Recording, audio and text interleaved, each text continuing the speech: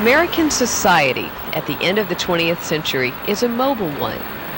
The idea of moving from one place to another, one house to another, one city to another, is not considered unusual in the least. In fact, it's those of us who are able to stay put that have become unique. We're accustomed to the idea of mobility, relocating, but usually it's the person who moves and not the house. That's why the vision of these houses rolling down 2nd Avenue on that cold, blustery day in March of 1998 amazes us. It's almost beyond our comprehension to understand the moving of an entire house.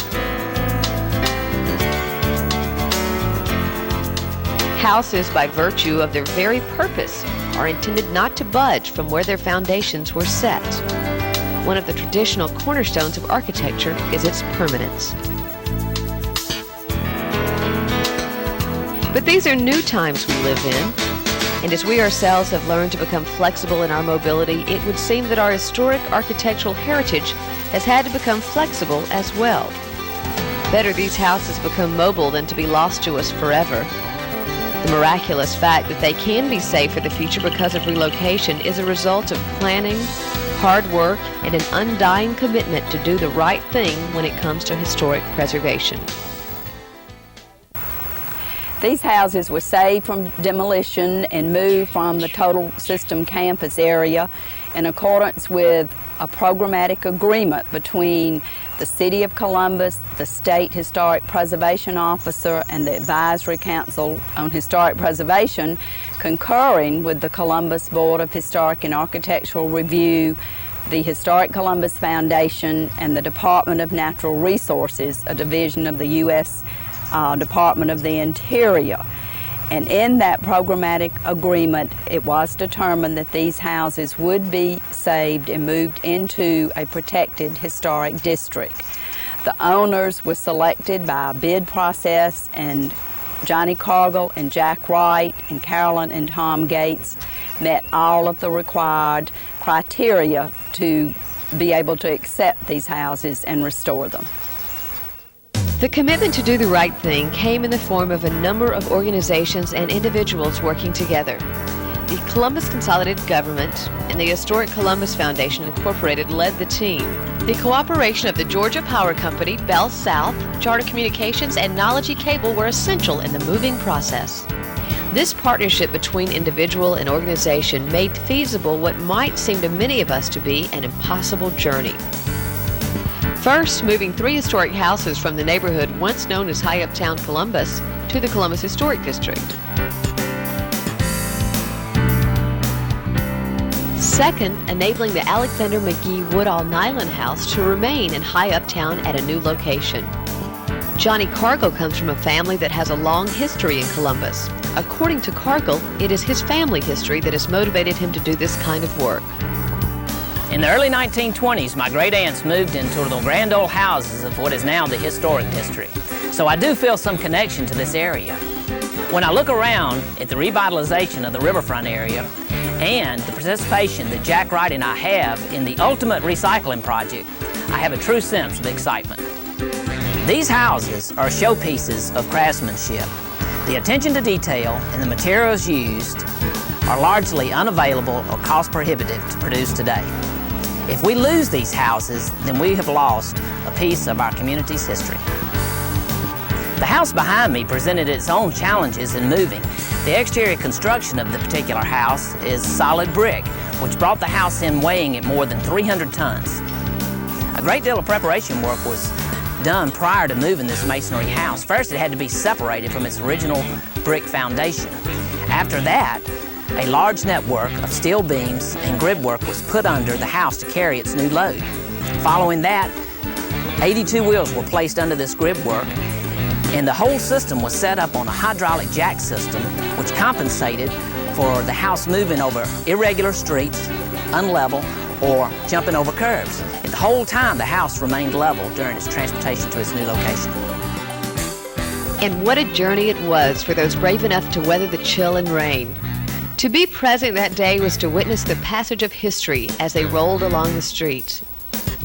Before your very eyes were these 100-year-old structures. here being juxtaposed against the postmodern facade of SunTrust Bank. Or there positioned in relation to another 19th century structure, such as First Presbyterian Church. The comparison and contrast of old and new styles and of mutual histories make for a rich spectacle as this parade cut across time and space in a most literal and meaningful way.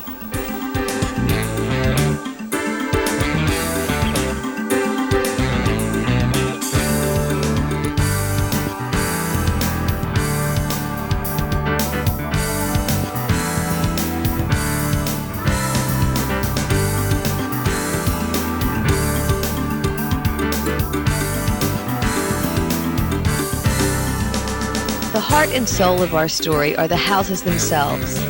What have been rescued here are 4 individual homes that reflect, each in their own way, a period of gracious style and comfort. People built homes not only for their own personal comfort and stability, but to become part of their community.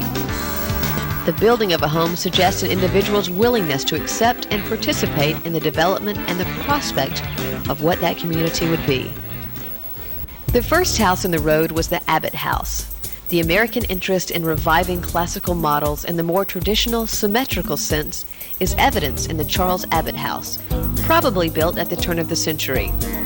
Here we see the return to a harmoniously balanced single-story cottage, complete with a central hall from which a series of rooms extend off to either side. The William P. Hunt House was built around 1880.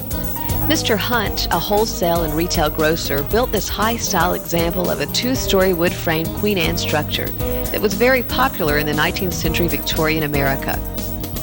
Striking details of the facade of the house are its deliberate asymmetry, the ornate spindlework, the polygonal tower, the wood shingles, and the patterned brickwork of the chimneys. Mr. Hunt's passion for the uncommon and the unusual are evident in this handsome and distinguished structure that he built. The James A. Walton House was probably built about a decade later and over the years has been the home of many distinguished Columbus merchants. It's a brick example of a 2-story Queen Anne structure known as Free Classic subtype because of the restraint of ornamentation that for the most part is limited to classical detailing. One of the more unusual attractions of this house is the square tower that also serves as the main entrance. Lintels are used as a contrast to the warm red brick at both windows and doors, and also as detailing in the chimneys. The Alexander McGee Woodall Nylon House was relocated to property less than a block away in high uptown. The solid brick Greek Revival Cottage is the oldest of the relocated group, having been built about 1843 by Robert A. Alexander. The house was built upon a raised basement that will have to be reconstructed. In its new location beside the Schley Peabody Warner House, we have a close comparison between Greek Revival and Federal styles, which dominated antebellum American architecture. What a legacy! In the relocation and concurrent renovation of these 4 very significant houses, we have preserved for the future not only a living piece of architectural history, but also the cultural history of Columbus, Georgia. It is important to consider that if in building a house you accept and participate in the development and the prospect of what your community would be, then conversely, in preserving a house, you acknowledge that vision and what it has meant, not only to the past and present, but also to the future.